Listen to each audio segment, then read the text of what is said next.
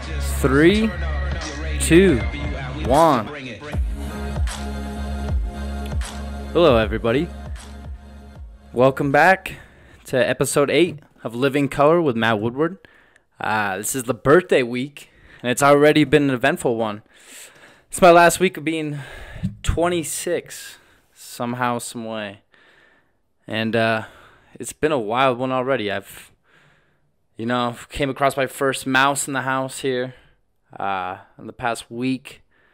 A little guy was running across the floor. I came out of nowhere, and it's the first one I've seen since I've been here, and wasn't too pumped to see him, and I haven't seen him since because I was kind of stocked up on, traps and, scents or whatever, so to try to keep him away. But and then not only that, I was feeling horrible last night. Today I'm recording this on a Wednesday, May 20th, and my 27th birthday is Friday, May 22nd, and last night, which will be Tuesday, May 19th, that's a lot of numbers for you out there, but I was just feeling terrible. I woke up, I went to bed at like 8, because I was going to work on the morning show, and I woke up at like 11, and I was just feeling like the worst stomach pain, like upper chest pain, like I hadn't really felt before, and it was so bad that I couldn't really stand up. I couldn't sit down. I couldn't lay down. I couldn't really do anything. I went outside at midnight, and I just couldn't do anything. Trying to get some fresh air, that didn't do anything, and I just didn't know what to do. So I just went to the hospital and got checked in, and I took a bunch of tests, and everything came out all right. Which is like good to hear, but it's like surprising because it's like, how the hell does that happen? If I'm feeling what I'm feeling, and I take all these tests, and you get the IVs and all that, and they say it's all, you're fine, everything's fine. It's like, okay, I'm happy to hear it, but at the same time, like, I don't know how that's even possible. But and then just like we saw people down below the hill there, scoping out some properties. So I'm like, oh, are they going to try to build? And, what's happening? So it's already been an eventful birthday week. But, I did, I don't even know what I just said right there. I do have like a little bit of a stutter, I think. But, I did want to like actually do a show this week because, even with feeling like, awful last night, I felt like I had to do a show this week at least, especially being the birthday week and like last, week of being 26. And not to say that 27's like a milestone year really, but sort of like a strange year, I guess, in certain aspects. And I don't really feel 27. I mean, maybe I do in some ways, but it's surreal, I don't know how really else to describe it. And it feels good, but yeah, I've already, there's so much to already like go through, even just like one of the reasons why not only like it's one thing to feel like shit, but it's another thing to like there's so much happening, I feel like all in the world right now that, or just in like, I guess a certain things that interest me and might interest you out there. But I just wrote down a ton of, a bunch of different topics for this show. And one of them, I've been trying to think of new segment ideas and, creative ways to like improve the show a little bit. And, I've come up with like a random thoughts of the week segment. I'm trying to think of like how would I go about that? I think that's like a good sort of segment idea because I always have like these random thoughts, I guess, throughout the week or maybe like every day, really, where they just like might come up in my head and I'm like, oh, like how did that happen? Like how did they get through this or that, or like what was that? What was it about that? And so that's one thing. And another thing is just like music recommendation of the week. I think I talked about like the Strokes album there in like a previous episode, maybe like 2 or 3, and it's like the new Abnormal, their latest album, and how much I enjoyed that. And so I'm gonna try to recommend some like music and or like maybe like an album or a song or a few songs. Like it doesn't have to be by the same artist. It might be by like a few. And even like one of the ones I wrote down that I've been bumping lately is Broken Bells. The collaboration between James Mercer of the Shins and Danger Mouse. I would call him a legendary producer at this point. He's a legend to me. And I've been bumping that, like their self-titled album, which came out in like 2010, I believe. And there's just a few really good songs on that album. There's and it's some that might not be played a lot in mainstream rotation, I guess you'd say. But The Ghost Inside, that's one I've been bumping a lot. That's probably my favorite off that whole album. The Ghost Inside, that's a great song. The High Road, I've loved that song my whole life. And Vaporize, Mall and Misery. So there's just a few. And I've also been bumping the Edgar Winter Group, Free Ride. I've been loving that song. I kind of came across that the other day, and I think that was on a soundtrack to a video game back in the day, like a baseball game. And I love that song, and I came across that again for the first time in a while, and I had to buy it. Honestly, I had to buy it on iTunes there. And even Bob Seger, Night Moves. I love that song. I've been playing that a ton too. And I also Grand Funk. I've been playing that a lot. We're an American band. We're an American band. You know what I'm talking about out there. That song is a jam. If you have a chance to check that song out, obviously check it out. I'm sure you've heard it by now. But those are just some of the things I've been listening to. And, it's a segment idea that I've been thinking of and I've wanted to get started. And I'm just trying to think of different ways, like I've said before, of how to, improve the show. This might even be the last show in this setup, this particular setup. Because I have a few days off coming up. So I'm going to try to think of, like, or maybe try to get like a different setup going for another show next week, and kind of turn a new page with it. Because I feel like already 7 or 8 episodes in. This is episode 8 now, and I feel like I like this setup, but will it get me to where I want to be? No, obviously not. But it was always just something to start the show with, and I think I've said that before, but. I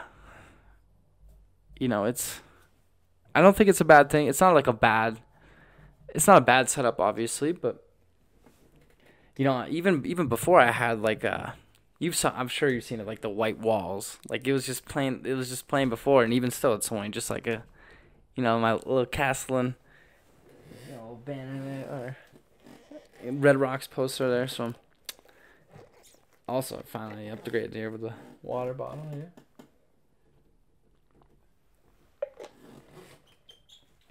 But yeah, I just wanted to talk about those segment ideas that I had there. Yeah, so those are just some of the segment ideas that I had, that I was going through, and trying to different ways to improve the show. But there are a few different topics I want to go through today, and at least the main one for me, or at least the one that caught my eye the other day.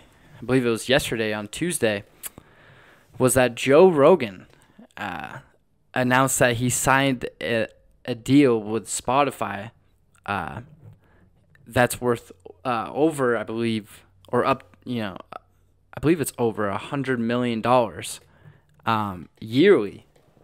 And that's a big number, obviously. But a guy like Joe Rogan, you look at his podcast.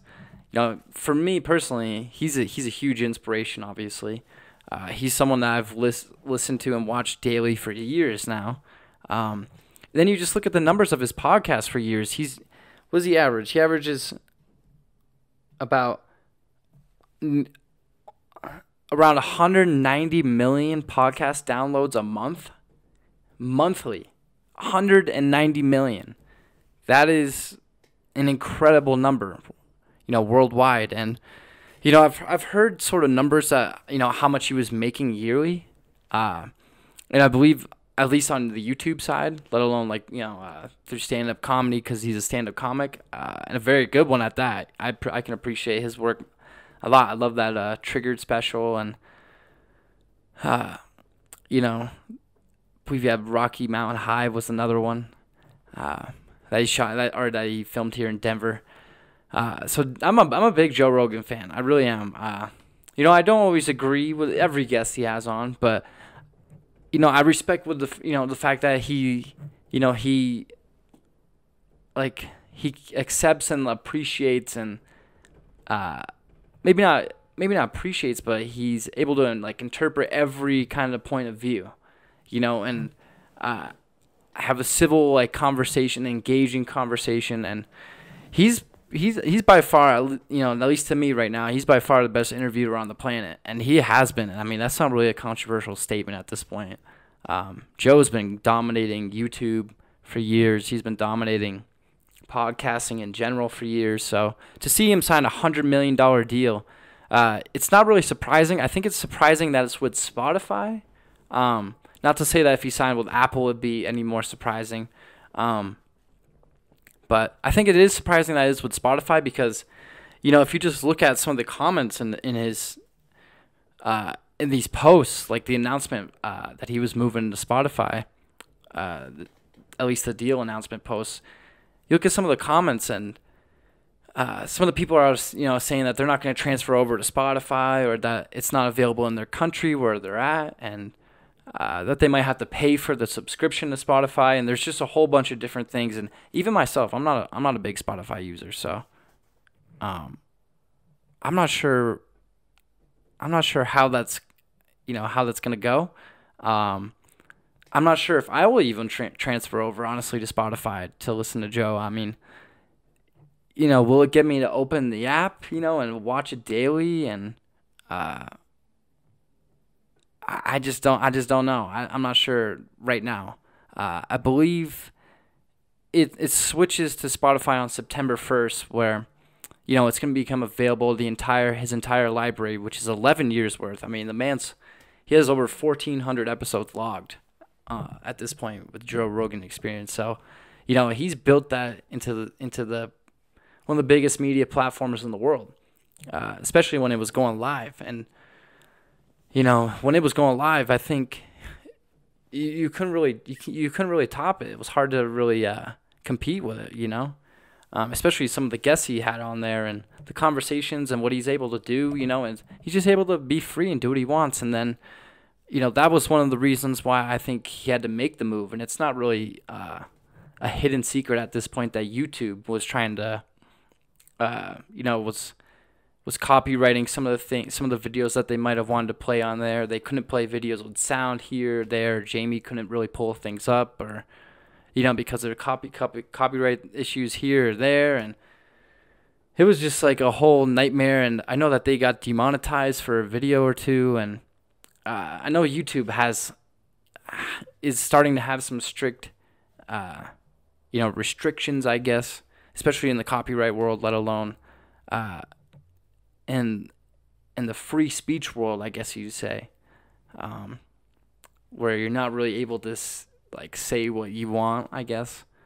But at the same time, I'm not sure switching to Spotify is gonna be the best move for Joe at this point. It's a huge payday. It's hard to turn down $100 million plus yearly. And I believe he was making 50 to 60 million, somewhere in that range, 50 to 60 million on YouTube yearly, because with all the views and downloads and subscriptions and ads and everything. I mean, it's a behemoth at this point, and you see it when he signs $100 million deal. It's massive, and it changes the game. It gives me hope, because that's not to say I'm trying to get to the Joe Rogan level, because I'm just trying to do my own thing at this point. I'm just trying to even be comfortable enough and ambitious enough to even continue to do this for years with eventual guests on, hopefully, because that's always been one of my goals, was eventually have guests on, and that came from Joe Rogan, the Joe Rogan Experience, and seeing all the guests that he has on and the variety and people that you might not know or have heard of, and he introduces you to so many different people in so many different fields that are interesting. And obviously everybody has a story, but it seems like even it goes from Steven Tyler to Elon Musk to people hiking the Appalachian Trail and just I think his name is like Bobon Slot, the guy that's doing like the ocean cleanup, and just a whole bunch of Kelly Slater, everybody, Tony Hawk, I believe he had today. The fight, it's just, if you don't know Joe Rogan by now, it's like, well, I don't know how it's at this point. So that was one thing that caught my eye because it kind of gives me a little inspiration. Like, if you work hard, because if you saw his first episodes were literally just him sitting on his couch in his house, with Brian Redban, shout out to Redban out there, and Joey Diaz at times, and they would just be sitting on his couch with like a microphone, just talking.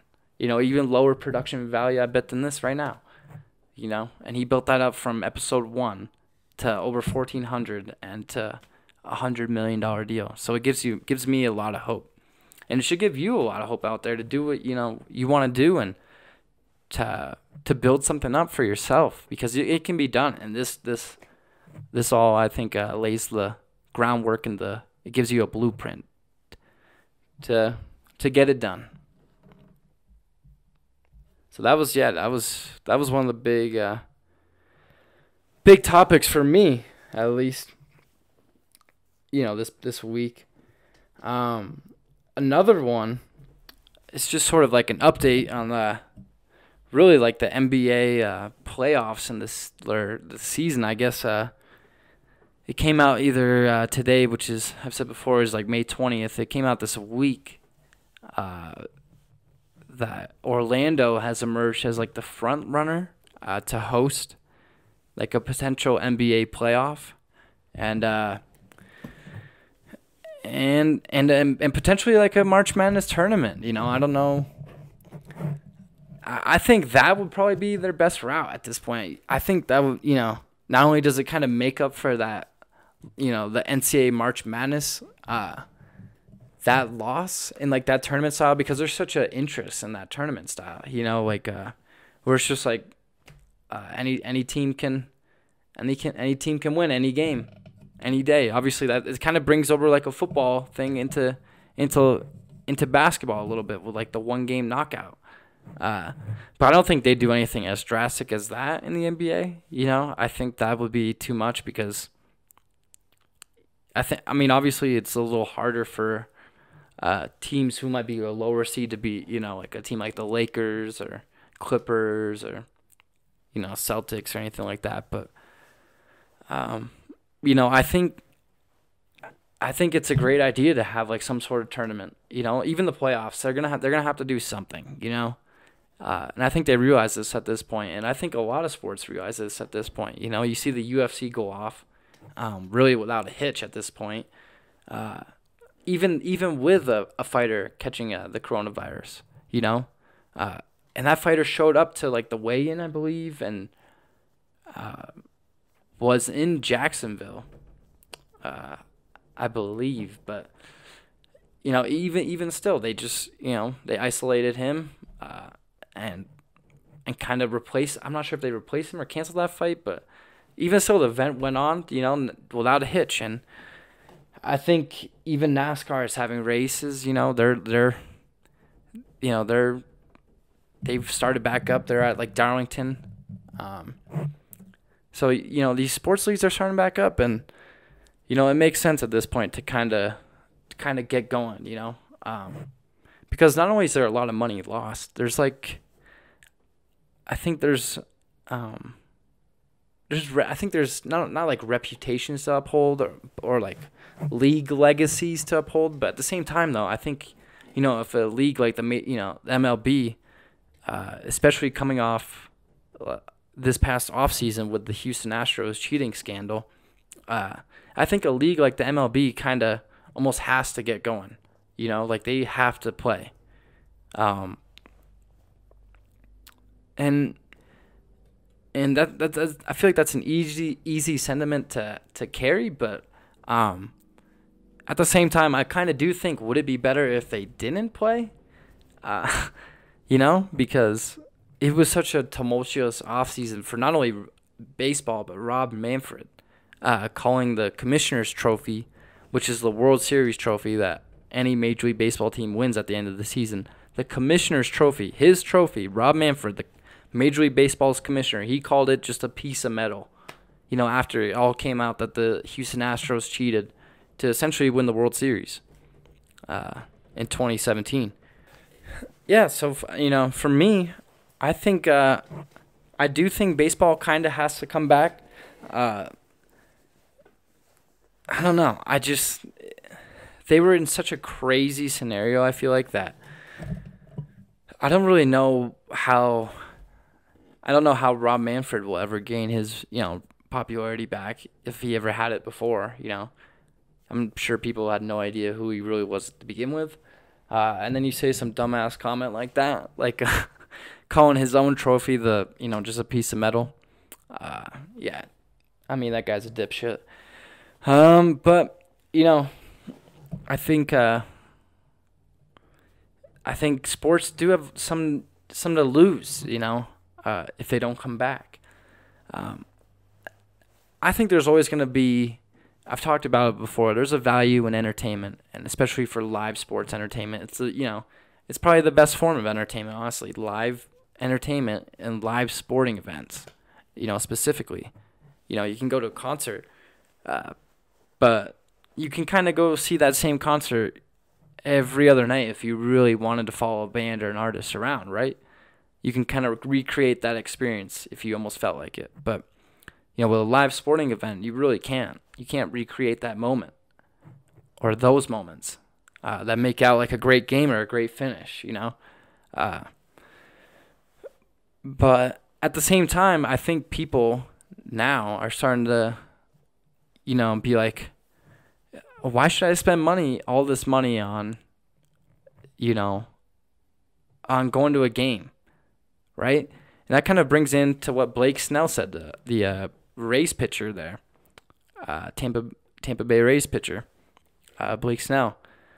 He was saying, I need to get mines. Like, I'm not playing for, I'm not playing for a prorated salary, which would be, I believe it was like 50%. It was like a 50% revenue split, 50-50 with the owners and the players. And I believe they wanted like a 33% cut on top of that, the owners, which is ridiculous in itself. Yeah, I see where Blake Snell's coming from with that,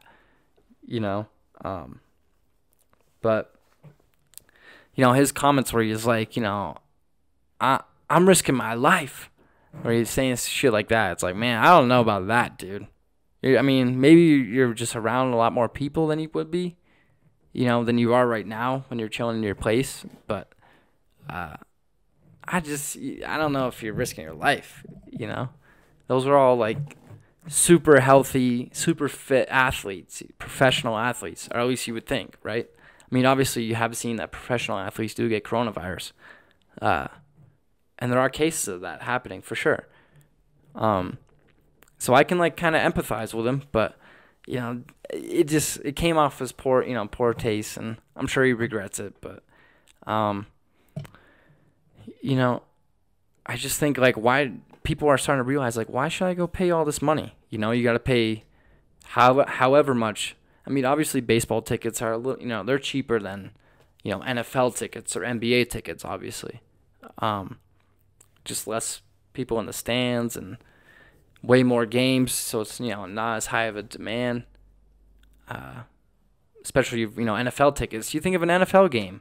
That's why you kind of see the NFL wants to come back. They want fans in the stands right now.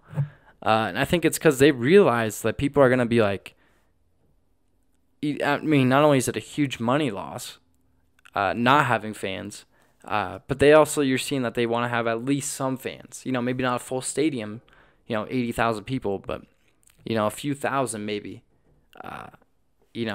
distance apart.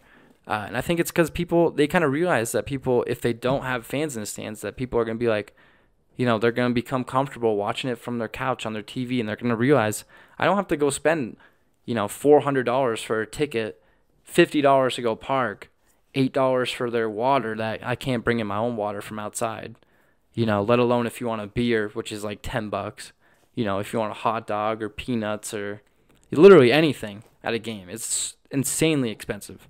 A pretzel, anything. you know?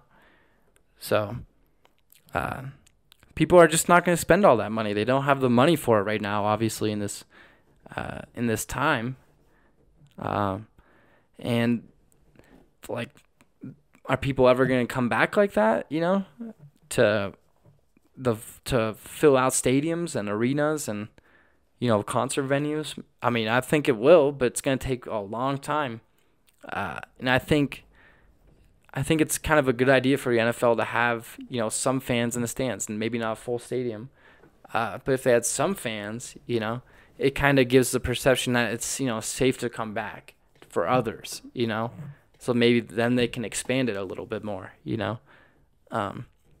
Maybe start at like 15,000 or 10,000. Even that's a lot of people, but it's not in like a stadium or full of like 80,000, like an NFL stadium. And then so if you start out like 10,000, you might bump it up to 20, 25, or and then go from there. And I'm assuming that's what their plan is. It might not ever get to full capacity this year. And I think people are starting to be like, I think these leagues and corporations and are starting to be like, we're fine with that as long as we don't take the biggest loss. You don't have anything going on. You don't have any games, you don't have any shows, you don't do anything. And I know that I have heard that some leagues and potentially even some of these concert venues and promoters, I guess you'd say, I have heard that they might have it in the contract where like they're not able to lose as much money. They won't lose it all. Where it's kind of like a stipulation, I guess. I'm not really sure what that would like entail, but I know it's certainly like a possibility. And you got to think, right? Because they kind of have to prepare for something. I mean, obviously you can't prepare for the coronavirus, but you kind of have to prepare for I'm assuming they do for prepare for worst case scenarios. And so I have heard that like it would, I think it's with the NBA specifically where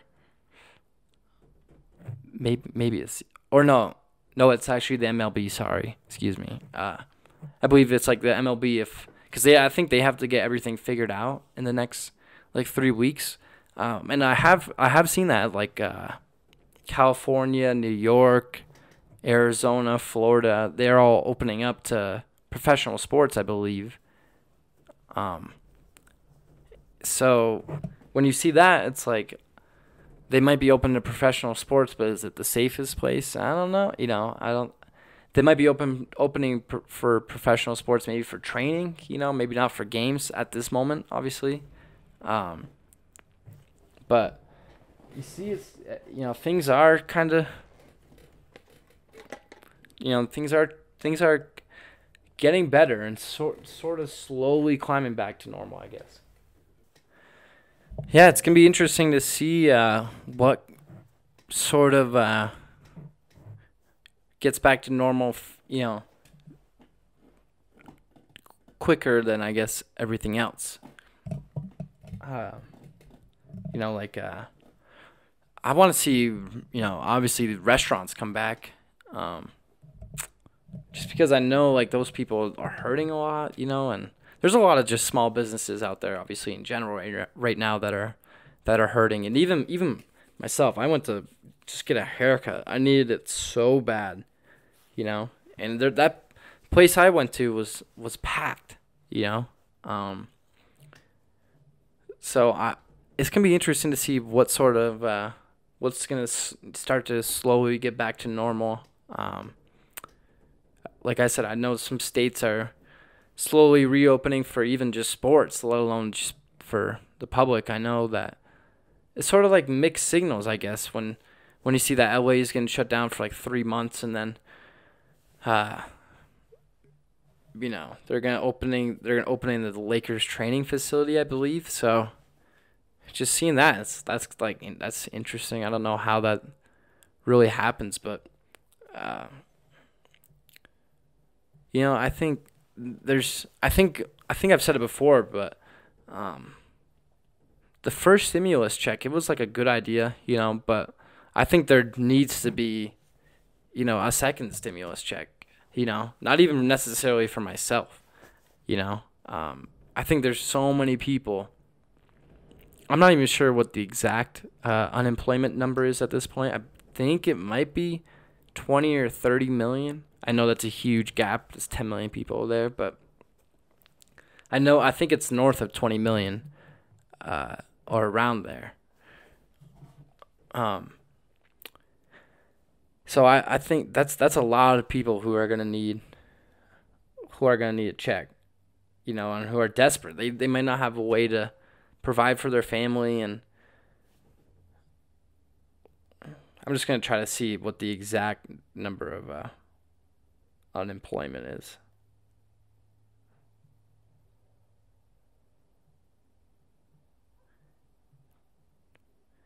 Yeah, these things. Yeah, so it's 20 and a half. It looks like 20 and a half million um, people are unemployed, and that looked like a little while ago too. That article.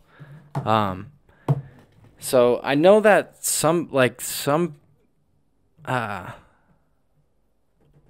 some people are, I guess, making more off unemployment than they were in their previous positions uh, before they got laid off, which is sort of a weird scenario. Um, I don't think it's like a bad thing, but I think it kind of makes for a weird scenario because it kind of doesn't really incentivize you to get back to work, really, and uh, not to say that you should like just get to work. You just lost your job. You can't recover. You gotta get back. You shouldn't be like that. But I think it's one thing though that you know uh, a lot of these small businesses are going out. And it's like these people. I don't know. Like, what do you even tell these people? What I mean, they just built up this business that they might have worked their whole life for, worked every day for. You know, to get to a point where they might have a storefront, or I don't even know, like a reliable customer ship, and then next thing you know, it's like you get wiped out and then you can't recover from it. And then it's like, well, what are they supposed to do now? All their money's invested in this one business, or like that's all they know, that's all they've had, or that's all they've worked for. And then it's just gone, or they can't open back up, or they might not be able to, or they might have to pay people different, or I don't even know. They might just different restrictions. There's like so many uncertainties, right? And that's why like when I try to support local businesses, and small businesses as much as I can, um, and especially like now more than ever. It is. I just wonder how do those people come back, or uh, what's the best way to bring them back? Is there a way? At this point, is it too far gone? I don't think it is. I hope. I mean, but I'm just kind of talking, out of my ass, obviously. But I like to think it's not too far gone, right? When wouldn't you out there, right? Like, I I just don't know. I don't know what to tell any of those people. Over here throwing bows against the wall out here. Pissed. But one of the things I actually was going to talk about too, and I just want to touch on real quick because sort of getting towards the end here. And goes with talking about unemployment and second stimulus. Was Mark Cuban's idea of a $1,000 check, or $1,000 or $1,200 check that lasts for 10 days that you have to spend within that 10-day period or it expires. And I believe the whole methoding behind that is just to, obviously stimulate the economy and just have like, I guess, rapid spending, or just like the money just kind of dissolves, if you don't spend it. I don't think it's a terrible idea. I think it kind of like defeats the purpose a little bit, Uh, like there is a purpose to it. I understand that. With thinking that, if you spend that $1,000 in 10 days, if everyone does that, it really would stimulate the economy, and I can definitely see that, obviously. But, I think people do need to also like save some of that money too, and actually have some of it. Even myself with that stimulus check, the first one, I saved a little bit of it, I had to for sure, right. It's kind of like that kind of felt like the whole purpose of it for me was just to like, this is money to save, or like for what you need to spend now, and then what you want to save. And I'm fortunate even just to be in that position, because I think it doesn't take much to not be in that position, and I feel like that's kind of what gives me a little bit of anxiety, and it's really not even really anxiety, because I don't really feel like that, I guess maybe it is like just like pressure though, where it's like, anything can happen at any day. If what happens if you didn't have a job, then what would you do?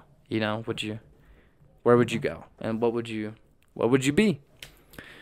And I think I'd still be right here doing more episodes of the Living Color show, maybe in a different form, maybe in a different setup, maybe on the God knows where. I don't even want to even imagine that, Yeah, I think things need to come back soon. I think there could have been obviously a better approach to this whole madness, than just to, completely quarantine everybody, even the healthy, because, as you see before that, when everyone's just kind of, distanced away from each other and sheltered away from each other, you weaken your immune system, and then you get around big crowds again. Next thing you know, everybody gets sick. And obviously that's kind of the fear, is that there's going to be a second spike. And I think, sitting inside, for the whole summer, kind of, it just is, I don't think it's a good idea, really. I don't think it's going to, I don't know. I'm not sure. Obviously, I'm trying to look out for people who have pre-existing conditions and the elderly, because my grandma and all that. I love my grandma, and I hope she's still in quarantine. I don't know what she's might be up to. I don't know if she's headed somewhere in Michigan or something, but even her, like, I worry about her all the time. I think we need to quarantine those people. I think we need to have those people self-isolate and stay quarantined, and obviously that's tough to tell, an elderly person or, someone in the middle of the summer. But, I think there's a better approaches to this than just to be like, all right, everybody needs to stay inside. No one can go out, like that. I think it worked in the beginning. But at a certain point, you kind of have to, let people just go out and live their life and do what they want to do, be free, if you will. Freedom, right? I think I do. I think you have to let people kind of do what they want to do, live their life, especially people who've been, I've grew up in Vermont my whole life, and it's snowing 6 or 7 months out of the year. So now it's finally nice out, and it's kind of tough to tell those people to stay inside all summer, let alone people across, the Midwest who might be in that same scenario, all through like the Midwest and North Central, like they might be in that same scenario where it's like, they've been inside for 5-6 months, and now it's like you gotta tell them to stay inside for, something that has like a higher death, average death age or what is it? I believe it's a higher average age of death than the average age of death, the coronavirus. So it's like, it's tough to tell those people to stay inside, right? And I think, and you do hear that the sun does help, I guess, vitamin C, and then vitamin D with the sun. That combo. I've been taking these vitamin C pills for forever now too. And I rarely get sick, and I actually haven't taken some in the past few days, and I wonder if that led to my sickness. You never know. But yeah, no, I heard getting outside, getting that vitamin D is a big thing. And you can it just makes you feel so much better. Just getting some sun, any little bit, I think feels so good. And you really feel the boost. At least I do. So yeah, this is sort of the last episode for being 26. I know I only did 8 of them. And I was just happy to start the show before I turn 27, before I get too old, really. Before I turn 30, that was kind of the freaking goal at this point. It was just starting this thing. But it does feel good. I'm happy to have done this 8th episode.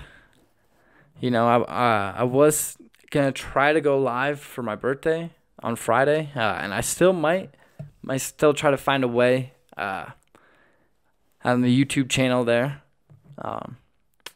The Living Color YouTube channel, and I still might. I'm gonna try to find a way to get that thing going, because it is too nice really to be in here doing this, and I want to have like different setups. Not there's so many different ways where I want to utilize this show.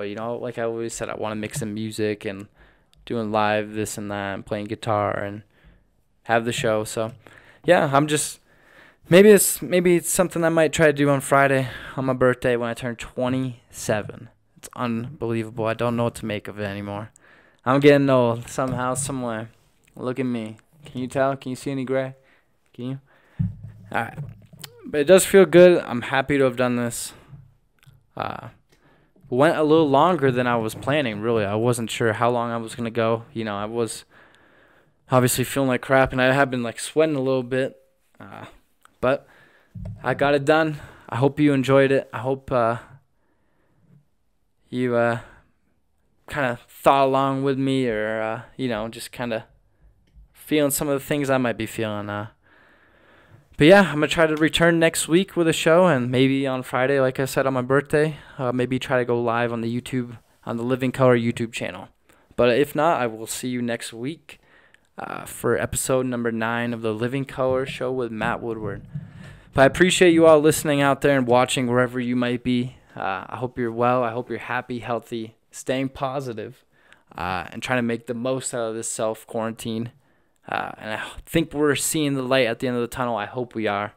If not, just keep walking around try to be positive and get what you want to get done. Just write your goals down and do whatever you got to do to maintain positivity and that happiness.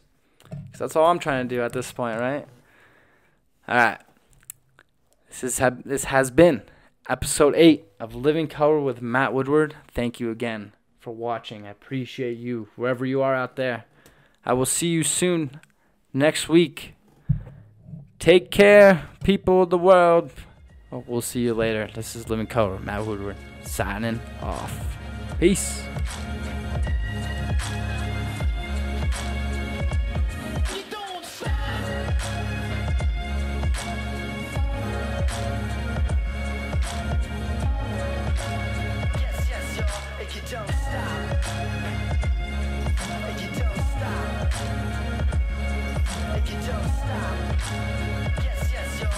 Don't stop.